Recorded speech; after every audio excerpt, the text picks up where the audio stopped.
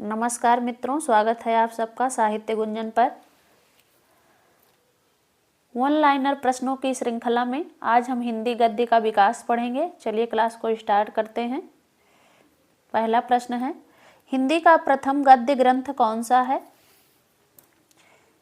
हिंदी का प्रथम गद्य ग्रंथ दामोदर शर्मा कृत उक्त व्यक्ति प्रकरण है। ये 12वीं शताब्दी की रचना है। उक्त व्यक्ति प्रकरण की रचना महाराज गोविंद चंद्र के सभा पंडित दामोदर शर्मा ने 12वीं शताब्दी के आसपास किया। यह एक व्याकरण ग्रंथ है। डॉक्टर हजारी प्रसाद द्विवेदी और डॉक्टर मोती चंद्र ने उक्त व्यक्ति प्रकरण को एक अत्यंत महत्वपूर्ण ग्रंथ माना है। अगला प्रश्न देखेंगे, मैथिली हिंदी में रचित गद्य की प्रथम रचना कौन सी है? इसका सही उत्तर होगा वर्ण रत्नाकर। वर्ण रत्नाकर ज्योतिरीश्वर ठाकुर की रचना है। वर्ण रत्नाकर मैथिली हिंदी में रचित गद्य की प्रथम रचना है। वर्ण रत्नाकर का ढांचा विश्वकोशात्मक माना गया है। अगला प्रश्न देखेंगे, साहित्यिक हिंदी गद्य का क्रमबद्ध इतिहास किस शताब्दी से आरंभ होता है?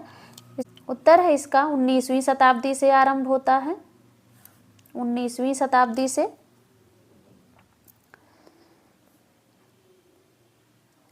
अगला प्रश्न है, आधुनिक काल या 19वीं शताब्दी के पूर्व हिंदी गद्य के कितने रूप प्रचलित थे? 3 रूप प्रचलित थे हिंदी गद्य के। राजस्थानी गद्य, ब्रजभाषा गद्य, तीसरा है खड़ी बोली गद्य।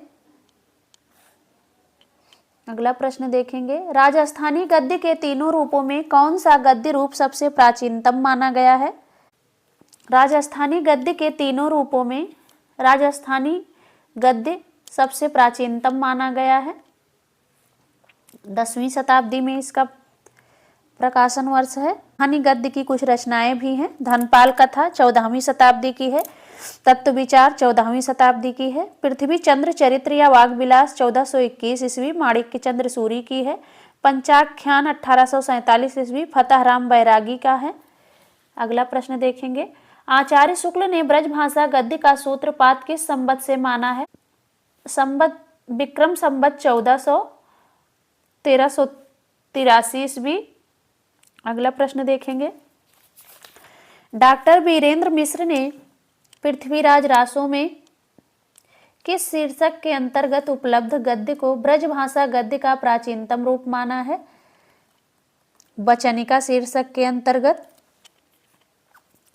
डॉक्टर वीरेंद्र मिश्र ने वचनिका शीर्षक के अंतर्गत पृथ्वीराज रासो के उपलब्ध गद्य ग्रंथ को ब्रजभाषा गद्य का प्राचीनतम रूप माना है।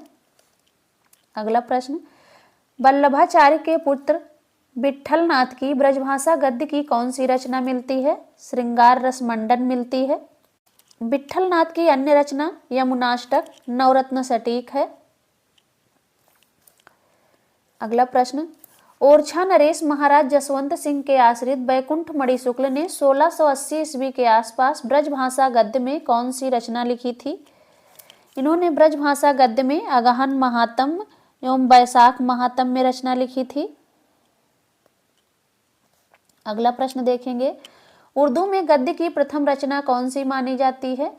उर्दू में प्रथम गद्य की रचना मुल्ला वजही की सबरस मानी जाती है। इसका प्रकाशन वर्ष 1635 ईस्वी है।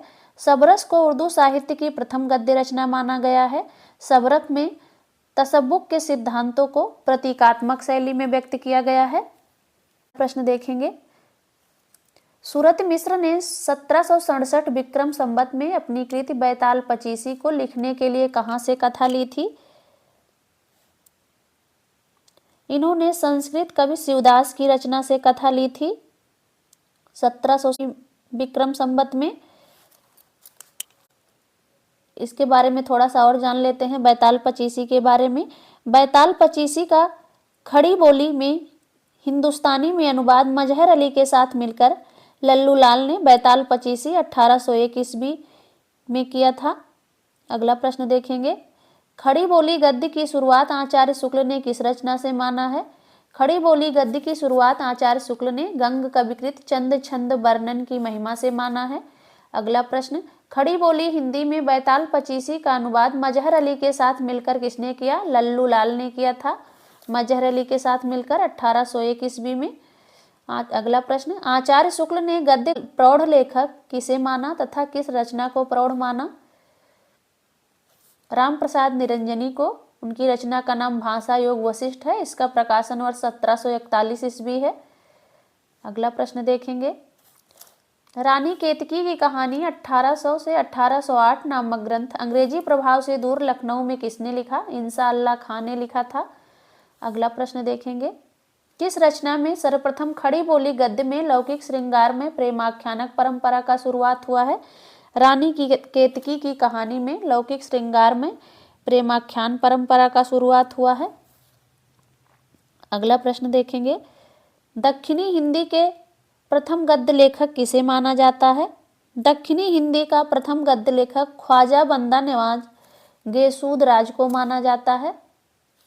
इनका समय 1318 से 1422 ईस्वी है।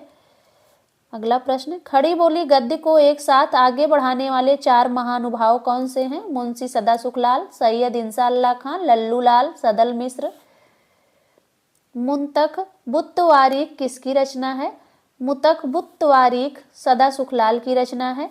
किस गद्य रचना को उदयभान चरित नाम से जाना जाता है? रानी केतकी की कहानी को उदयभान चरित के नाम से जाना जाता है। ये इंसा अल्लाह खां की कहानी है। लल्लू लाल की कौन सी रचना मौलिक है? ब्रजभाषा व्याकरण, सिंहासन बत्तीसी, बैताल पचीसी, शकुंतला, ये इनकी मौलिक रचनाएं हैं। लल्लू लाल की सबसे अधिक प्रसिद्ध रचना कौन सी है? प्रेम सागर है इनकी सबसे अधिक प्रसिद्ध रचना। अगला प्रश्न देखेंगे,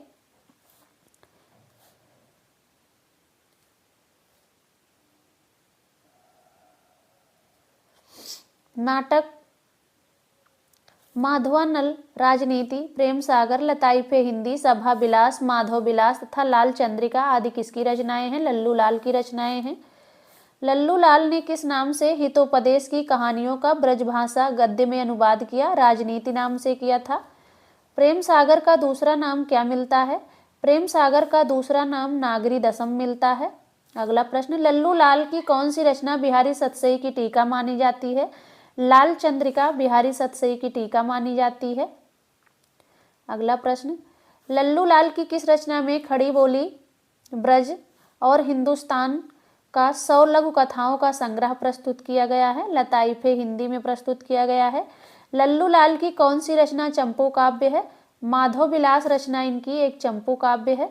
उर्दू को यामिनी भाषा कौन कहता था? लल्लू लाल जी उर्दू को यामिनी भाषा कहते थे।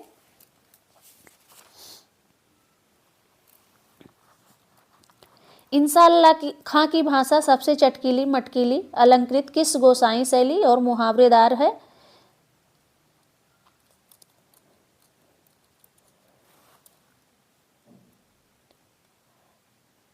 लल्लू लाल की भाषा व्यासों की बजरंजित खड़ी बोली है। यह किसका कथन है? आचार्य रामचंद्र शुक्ल का कथन है।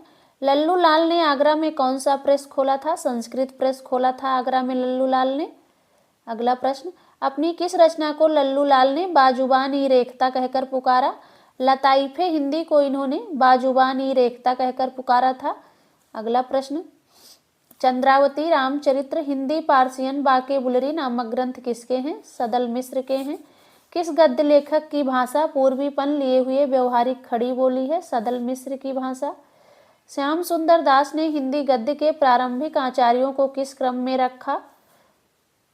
पहले नंबर पे इंसा अल्लाह खां को रखा था इन्होंने, दूसरे नंबर पे सदल मिश्र को रखा था, तीसरे नंबर पे लल्लू लाल को, चौथे नंबर पे सदा सुखलाल को रखा था। अगला प्रश्न,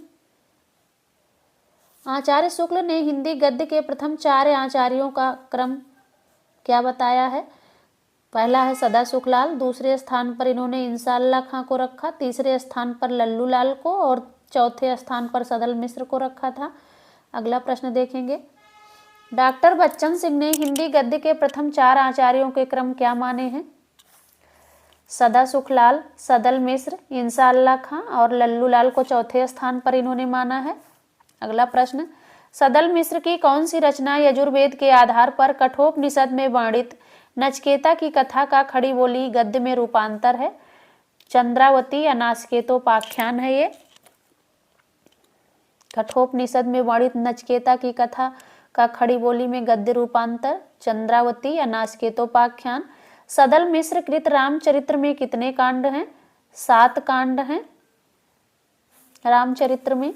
सदा सुखलाल नियाज कहाँ के निवासी थे? सदा सुखलाल नियाज दिल्ली के निवासी थे। अगला प्रश्न, भाषा के संदर्भ में किसने लिखा है कि रस्मों रिवाज का भाषा दुनिया से उठ गया है? मुंशी सदा सुखलाल नियाज ने लिखा है। अगला प्रश्न देखेंगे, किस गद्य आचार्य की भाषा चटकीली मटकीली अलंकृत किस गोसाई शैली तथा मुहावरेदार चलती है? मुंशी इंसाअल्लाह खां की भाषा चटकीली मटकीली अलंकृत किस गोसाई शैली तथा मुहावरेदार चलती है? हिंदी की पहली मौलिक लिखित गद्य रचना किसको माना जाता है? रानी केतकी की कहानी को माना जाता है। शैली की दृष्टि से ये कहानी हास्य प्रधान भी है। अगला प्रश्न, मुंशी इंसाअल्लाह खां ने अपनी भाषा को किन तीन प्रकार के शब्दों से मुक्त रखने की बात की है? 3 प्रकार कौन कौन से हैं? पहला है बाहर की बोली, दूसरा है गंवारी बोली, तीसरा है भाखापन। अगला प्रश्न देखेंगे, फोर्ट विलियम कॉलेज की स्थापना किसने व कब की थी? मार्क्यूस बेलेजरी ने 1800 ईस्वी में की थी। अगला प्रश्न, कलकत्ता स्कूल बुक सोसाइटी की स्थापना कब हुई थी? 1817 ईस्वी में कलकत्ता बुक सोसाइटी की स्थापना हुई थी। राजा द्वय के नाम से कौन जाने जाते हैं? राजा शिव प्रसाद सितारे हिंद और राजा लक्ष्मण सिंह, ये दोनों राजा द्वय के नाम से जाने जाते हैं। अगला प्रश्न, हिंदी के गंवारूपन को निकालने के लिए उसमें अरबी फारसी के समावेश की बात किसने की? राजा शिव प्रसाद सितारे हिंद ने की थी। हिंदी के गंवारूपन को निकालने के लिए उसमें अरबी फारसी के समावेश की बात राजा शिव प्रसाद सितारे हिंद ने की थी। आलसियों का कोड़ा, वर्णमाला, स्वयंबोध, बामा मनोरंजन, विद्यांकुर, राजा भोज का सपना, भूगोल, हस्तामलक, इतिहास, तिमिरनाशक, गुटका आदि ग्रंथ किसके हैं? राजा शिव प्रसाद सितारे हिंद के हैं। अगला प्रश्न, हिंदुस्तान के पुराने राजाओं का हाल, मानव धर्मसार, सिखों का उदय और अस्त, उपनिषद सार आदि रचनाओं के रचनाकार कौन है? राजा शिव प्रसाद सितारे हिंद हैं। मानव धर्मसार, उपनिषद सार तथा योग वशिष्ठ के चुने हुए श्लोक की भाषा क्या थी? संस्कृत निष्ठ थी। मानव धर्मसार, उपनिषद सार तथा योग वशिष्ठ के चुने हुए श्लोकों की भाषा संस्कृत निष्ठ थी।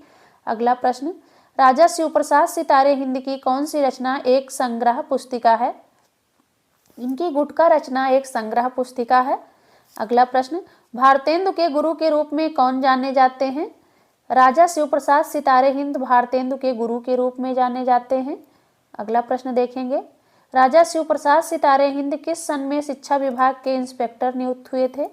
1856 ईस्वी में राजा शिव प्रसाद सितारे हिंद शिक्षा विभाग के इंस्पेक्टर नियुक्त हुए थे। अगला प्रश्न, प्रारंभिक काल से ही वे ऐसी हिंदी लिखने के पक्षपाती थे जिसमें सर्वसाधारण के बीच प्रचलित अरबी फारसी के शब्दों का स्वच्छ प्रयोग हो।